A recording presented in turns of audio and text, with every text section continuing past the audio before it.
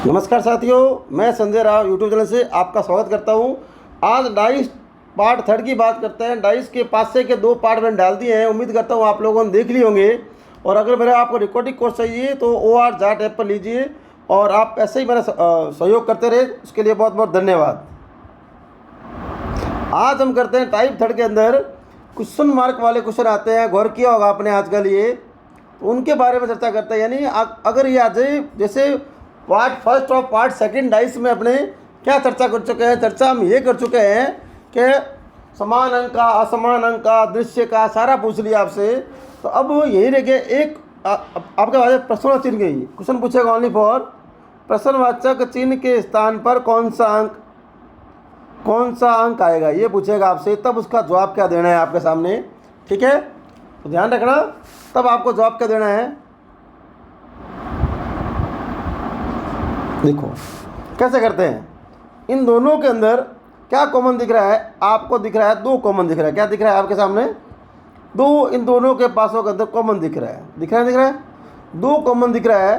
तो आप कैसे डायग्राम बनाओ इसको? ऐसे डायग्राम बनाओ, ऐसे लाइन बनाकर ऐसे आप पासे खोल दो पूरा, 1 2 3 और एक कैसा कुछ बनाओ, बनाया आपने। यहाँ लिखा 2। अगर आपसे पूछो 2 के विपरीत क्या है तो आप निकालोगे ना। 2 के पीछे 2 नहीं, 4 नहीं, 3 नहीं, 1 नहीं, 5 नहीं, यानी ये तो नहीं होंगे, ये 6 होंगे। मैंने पार्ट फर्स्ट और पार्ट सेकंड में बात समझाया था। 2 के पीछे 6 कैसे आए?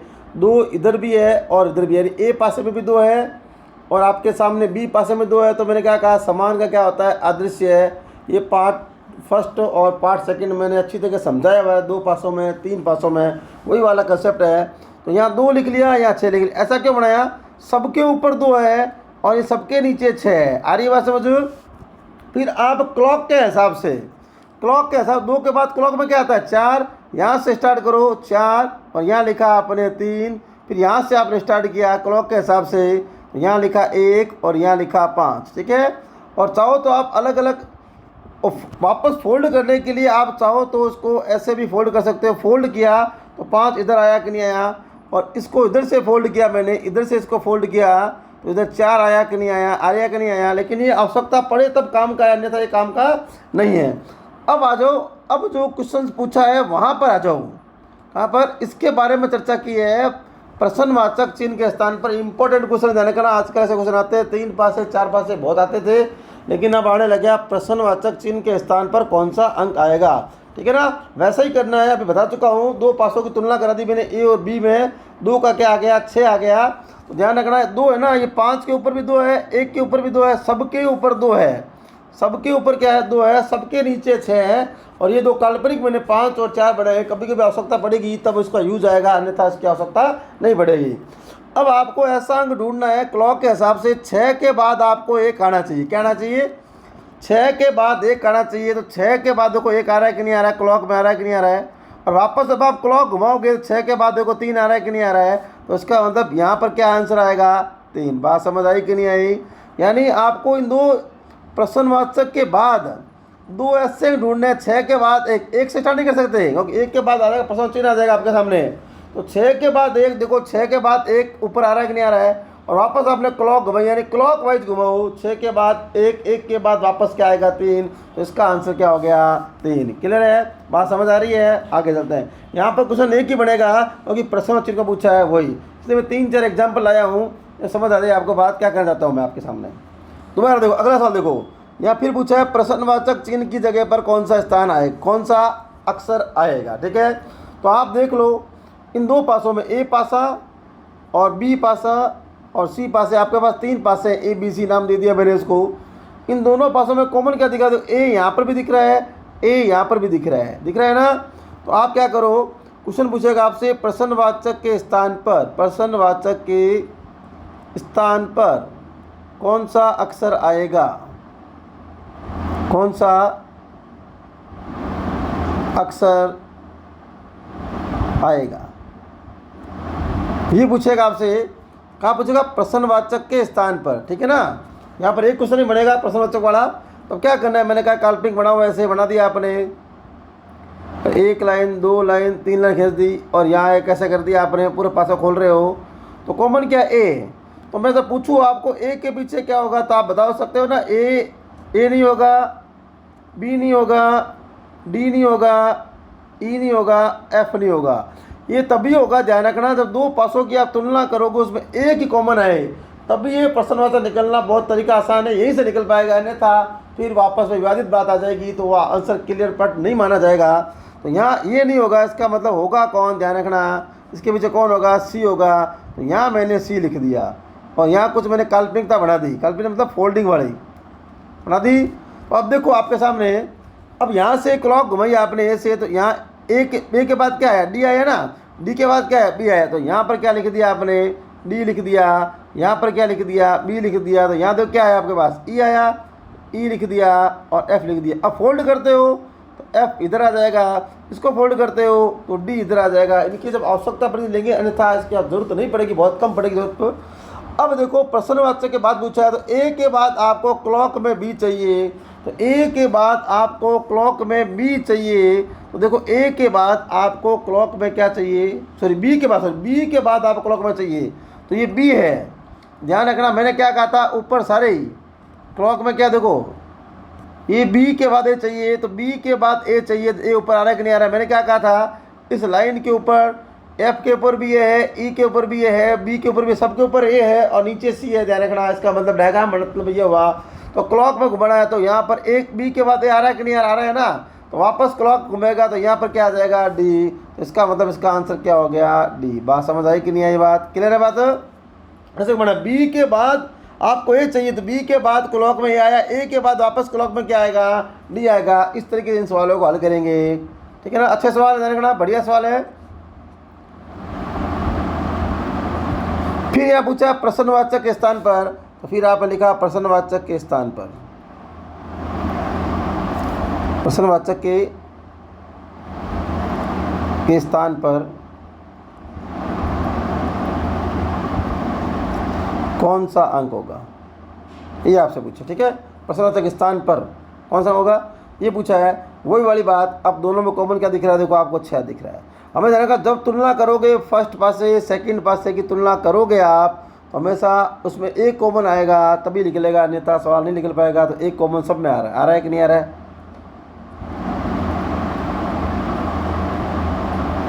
ठीक है। तो यहाँ लिखा मैंने 6, तो 6 का पता किया, 6 नहीं, 1 नहीं, 3 नहीं, 2 नहीं, 4 नहीं।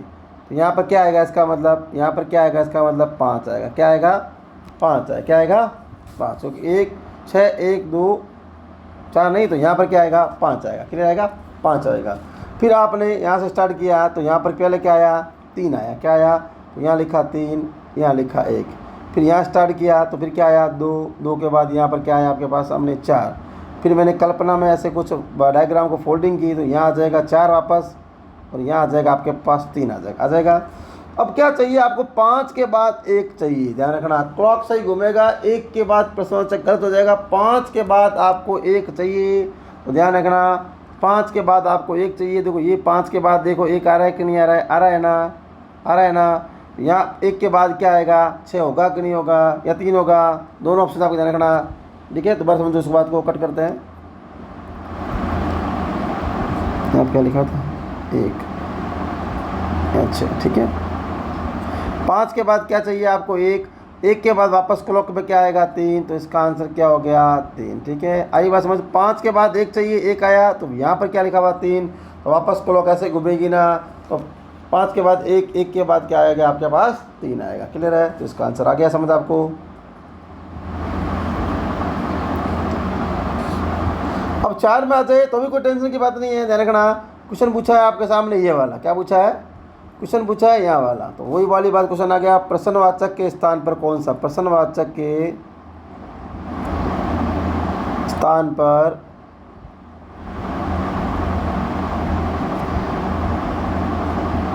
कौन सा, यहाँ पूछा है इधर, ठीक है। तो देखो कॉमन क्या देगा तीनों, देखो चेक करो पहले क्या कॉमन आ रहा है आपके सामने, कोई आ रहा है क्या इसमें 4 पासों के अंदर। चलो एक यहाँ है और एक यहाँ है, ठीक है ना। आपको वो चाहिए, सारे अंक आने चाहिए इसके अंदर, दो दो कॉमन वाला चलेगा नहीं, एक एक चले, एक ये बनाया ऐसा मैंने कुछ, ये एक कॉमन ले लिया तो एक का पता करना था, एक नहीं, दो नहीं, तीन नहीं, चार नहीं, छः नहीं, तो ये तो नहीं होंगे, तो बचा कौन, बचा कौन, 5। यहाँ पर क्या आ जाएगा,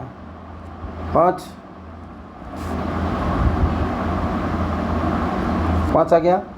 फिर ये कल्पना में मैंने ऐसे काट दी, ये काट दी, ठीक है, आ गया। अब देखो यहाँ पर क्या आया क्लॉक के हिसाब से, 2 के बाद यहाँ क्या आया 3, यहाँ पर क्या आया आपके सामने 4 के बाद यहाँ क्या आया आपके सामने 6, तो वापस वहाँ पर फोल्ड करता हूँ तो ये 6 आ जाएंगे, तो यहाँ पर क्या आ जाएंगे 4 आ जाएंगे, ठीक है।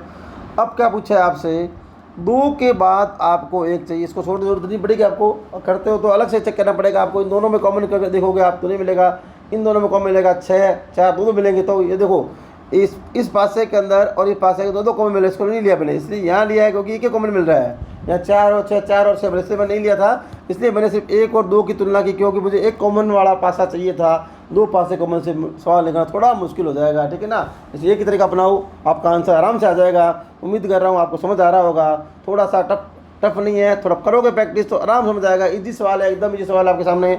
अब 2 के बाद क्या आया आपके सामने, 1 आया। देखो क्लॉक में आपको 2 के बाद में 1 चाहिए, तो मेरे को बताओ 2 के बाद में 1 आ रहा है कि नहीं आ रहा है, ये देखो 2 के बाद में 1 आ रहा है कि नहीं आ रहा है, आ रहा है कि नहीं आ रहा है। अब इसकी आवश्यकता पड़ी, अब वापस क्लॉक गया, 2 के बाद 6 आया। देखो अभी 2-3 सवाल मैंने करे, 3 सवाल करे, वहाँ जो फोल्ड कर रहा था उसकी आवश्यकता पड़ नहीं रही थी, यहाँ पड़ गई आवश्यकता। देखना 2 के बाद ऊपर मैंने क्या कहा था, ऊपर में सारे के एक किए गए, नीचे में सारे में 5 ही 5 है। अब इस आवश्यकता पड़ी, यहाँ पर क्या आंसर आया 6। उम्मीद करता हूँ आप समझ गए होंगे। जब आपके प्रश्नवाचक पासे के कोई सवाल क्वेश्चन आपके सामने मिले तो क्या करो, 2 पासे ऐसे ढूंढ लो जहाँ एक कॉमन हो, एक कॉमन से एक डायग्राम पूरा खोल दो, जैसे मैंने 4 सवालों में खोल के बताया, खोल दिया, एक का विपरीत आंसर निकाल लो, वो ऊपर और नीचे लिख लो, और बाद में जो क्वेश्चन पूछा है वहाँ पर जाओ, प्रश्नवाचक के बाद देखो कोई 2 1 3 4 4 5 लिखा होगा, वहाँ से क्लॉक घुमाओ। क्लॉक घुमाने पर यहाँ से 2 का, यहाँ पर क्या 2 के बाद क्या चाहिए, 1 चाहिए, 2 के बाद 1 चाहिए, 1 के बाद अब क्या आएगा आपके बाद 6, यानी क्लॉक के हिसाब से घुमा लो, आपका आंसर आ जाएगा, ठीक है। इस सवाल को बाद में करते हैं, थोड़ा और सवाल लेते हैं।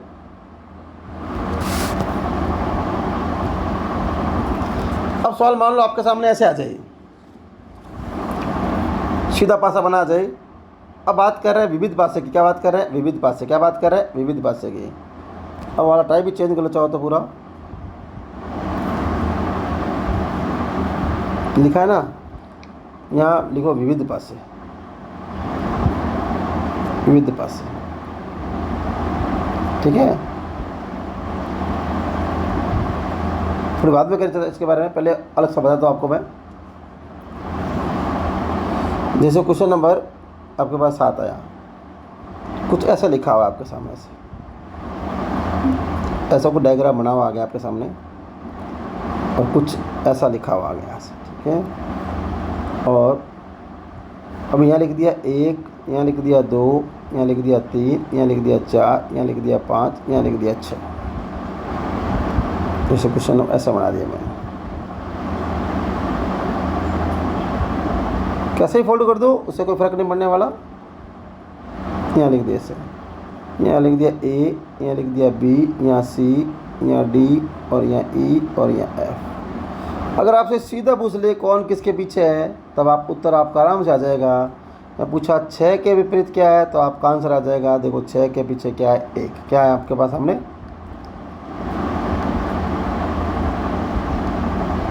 क्या है, 6 के पीछे 1, ठीक है। अगर पूछूँ 5 के पीछे क्या है, तो आप 5 के पीछे क्या दोगे, 3। मैं पूछ 4 के पीछे क्या है, तो 4 के पीछे क्या दोगे, 2। समझे बात को। अब जब सीधे एंगल में आए ना, तो 1 छोड़कर 1 लेना है, और जब उल्टे टेढ़े मेढ़े कहीं पर भी हो जाए, 1 का 6 अलग से पड़ा है, उसका अलग से आंसर लेना है। यहाँ आएगा कौन सा पासा सही बना हुआ है, यहाँ आएगा कौन सा पासा सही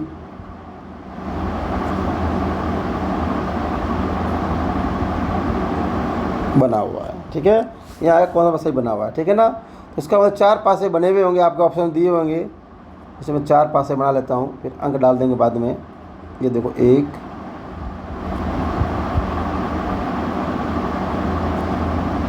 बी पासा बी और ये सी और ये डी। ठीक है, कौन सा पासा सही बना हुआ ये पूछा है। 6 1 3 5 3 2 4 5 6 4 2 1, ऐसा कुछ मैंने अंक लिखे आपको सामने। ठीक है ना, तो पहले क्या पता करो, जो ये मैंने पता किया है ऐसे पता करो कौन किसके पीछे है। जब ऐसे कुछ एंगल बने तो 6 के पीछे कौन होगा 1, 5 के पीछे कौन होगा 3, 4 के पीछे कौन होगा 2। कैसे, अगर सीधी आरडी और टेढ़ी लाइन में खड़ी हो तो एक छोड़कर एक ले लो, टेढ़े मेढ़े कहीं बने हैं दोस्तों वो अपने आप में उसके पीछे माने जाते हैं। ठीक है ना, तो मैंने बता चुका हूँ कल 2 वीडियो में और आज के वीडियो बता चुका हूँ मैं आपको, 2 डाइस वाले वीडियो बता चुका हूँ आपको, समझा चुका हूँ। जो जिसके साथ खड़ा है वो उसके विपरीत नहीं है। देखो 6 के विपरीत 1 होना चाहिए, तो यहाँ पर 6 के साथ कर दिया, यानी 6 के पीछे 1 होना चाहिए, 6 के साथ दिखा दिया तो ये गलत हो गया। 5 के पीछे होना चाहिए, 5 के साथ 3 खड़ा है इसलिए ये गलत हो गया। और यहाँ वाले में 4 के साथ 2 खड़े से गलत हो गया, तो ये वाले में ध्यान रखना सारे अलग अलग है। 4 के साथ 2 होना चाहिए था लेकिन नहीं है, इसका मतलब सही बना हुआ है। 6 के साथ 1 होना चाहिए, नहीं है, सही बना हुआ है। 5 के साथ 3 होना चाहिए, 3 नहीं है, सही बना हुआ है। इसका मतलब ऐसा चेक करते हैं। ये वाले भी बढ़ाऊंगा नहीं, आप समझो बात को। यहाँ पूछा मैंने ए के विपरीत क्या है, तो आप क्या उत्तर दोगे एफ। एकदम इजी कंसेप्ट है, ध्यान रखना इसका। और बी का पूछा तो बी के पीछे क्या दोगे आप उत्तर डी। और आपने ई का पूछा, सी का पूछा तो आप उत्तर क्या दोगे ई। ऐसा दिया हुआ है। और क्या पूछेगा आपसे, जो पूछेगा उत्तर आ जाएगा, कौन सा पासा सही है कौन सा पासा गलत है। ये मैंने ऊपर एग्जाम में समझा दिया। ऐसे ही है 4 पासे बनेंगे, कौन सा पासा सही है कौन सा पासा गलत है, आराम से कर सकते हो। ये क्वेश्चन नंबर 7 के बाद 8 आ गया।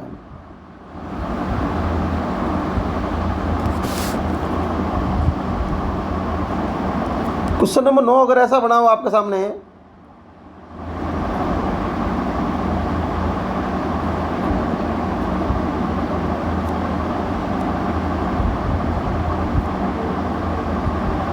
ऐसा बना हो, यहाँ लिख दे 1, यहाँ 2, यहाँ 3, यहाँ 4 और यहाँ 5, और यहाँ कर दे प्लस का चिन्ह, यहाँ कर दे माइनस का चिन्ह, यहाँ कर दे इनटू का चिन्ह, और यहाँ कर दे भाग का चिन्ह। वही कौन सा पासा बनेगा और कौन सा पासा नहीं बनेगा। तो आप विपरीत पता कर लो, उसके बाद कौन सा पासा बनेगा और कौन सा पासा नहीं बनेगा वो आराम से पता कर सकते हो। अगर विपरीत पता हो तो आप चाहे तो सवाल को कैसे भी कर सकते हो, आपको जो मर्जी आए आराम से उसको पासे को निकाल सकते हो। क्लियर बात है। तो क्या करोगे, ऐसा करोगे तब क्या आंसर आएगा आपके सामने। तो आपके सामने पड़ा है, ध्यान रखना, क्लियरली पड़ा है, ध्यान रखना। डायग्राम बना के नहीं बताऊँगा, सीधे बताऊँगा। 4 अब पूछा 2 के पीछे कौन है, ठीक है ना। एक उससे पहले देखो 4 के पीछे कौन होगा, तो यहाँ 4 के पीछे क्या आएगा 5 आएगा। और 1 के पीछे कौन आएगा, 1 के पीछे क्या आएगा 3 आएगा। और 2 के पीछे प्लस भी होएगा, माइनस भी होगा, इनटू भी हो सकता है और भाग भी हो सकता है। उसी तरह का पहले वाला सवाल सेम डायग्राम बन जाए, कौन सा सही है कौन सा गलत है। टॉपिक होने के बाद जो जो टॉपिक मैंने कराए हैं, जो टॉपिक मेरे हुए हैं, जो रिकॉर्ड किए मैंने, उस हर एक टॉपिक का बाद में एक एक मॉक टेस्ट से क्वेश्चंस और लेंगे, कुछ क्वेश्चन रह ना जाए। उम्मीद मेरी पूरी है, सारा करवाने की है, सारा मैं क्लासरूम में ही करा दूंगा आपको। सारे topic wise point two point करा रहा हूँ, टाइप करा रहा हूँ। फिर भी कुछ सवाल रह गए तो मॉक टेस्ट के द्वारा और हम एक्स्ट्रा सवाल हल कर लेंगे। तो आई बात समझो। उसके बाद कौन सा बात सही है कौन सा बात बना हुआ है, ये थोड़ी देर पहले पीछे मैंने समझाया। ऐसा कुछ ऑप्शन देगा आपके सामने, तो ये देगा तो ध्यान रखना। 4 के साथ अगर 5 लिख दिया पासे में तो उसका मतलब गलत बना हुआ है। 1 के साथ 2 3 लिख दिया, इसका मतलब ये भी क्या बना हुआ है, गलत बना हुआ है। तो लोग बना लेते हैं कौन सा पासा सही है। एक सवाल लिख लेते हैं, कौन सा पासा सही बना हुआ है।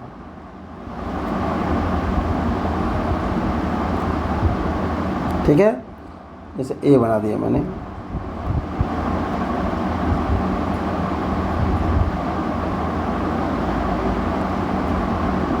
बी,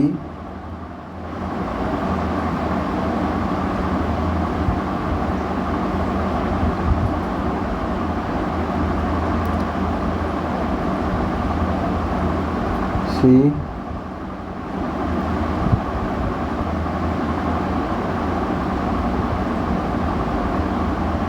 ठीक है, ऐसा कुछ बनेगा आपके सामने। ठीक है, तो पहले ये पता कर लो कौन किसके पीछे है। उससे क्या होगा, अगर ये साथ में खड़े से मैं लिख दिया 4 और लिख दिया मैंने 5 और लिख दिया 2, तो 4 के साथ 5 नहीं होना चाहिए। इसका मतलब ये पासा कौन सा बना हुआ है, गलत बना हुआ है, हाथों हाथ चेक करते रहो। फिर मैं लिख दिया 2, यहाँ लिख दिया मैंने प्लस, यहाँ लिख दिया मैंने 3। तो देखो 2 के पीछे प्लस माइनस इंटू होना चाहिए था, लेकिन यहाँ साथ में आ गया, इसलिए भी क्या हो गया, ये गलत हो गया। फिर लिख दिया मैंने 3 प्लस और 1। फिर देखो 3 के पीछे 1 होना चाहिए, 3 के साथ लिख दिया तो ये गलत हो गया। तो चौथा मैं अपने आप से बनाऊंगा। तो यहाँ लिख दिया मैंने प्लस, यहाँ लिख दिया मैंने 3 और यहाँ लिख दिया मैंने 4। ठीक है, तो ये हो गया इसके अंदर पासा से। ऐसा कुछ दिया हुआ होगा आपके सामने आराम से।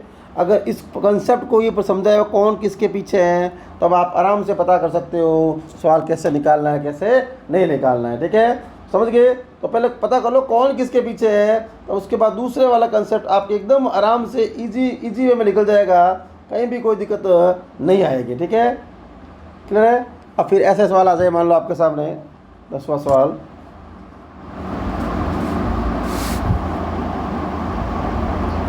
Question number 10,